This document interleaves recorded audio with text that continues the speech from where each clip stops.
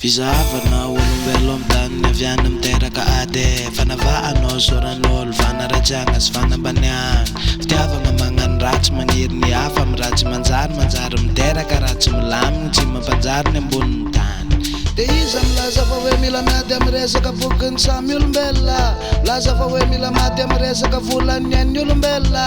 laza fa hoe mila miady amy resaka lokony samy olombelona, laza fa hoe mila miady amy resaka fokony an'ny olombelona.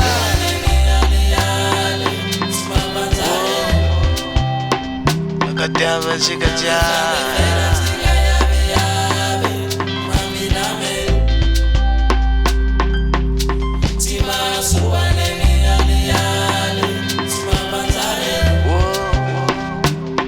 makatiavatsika jiaby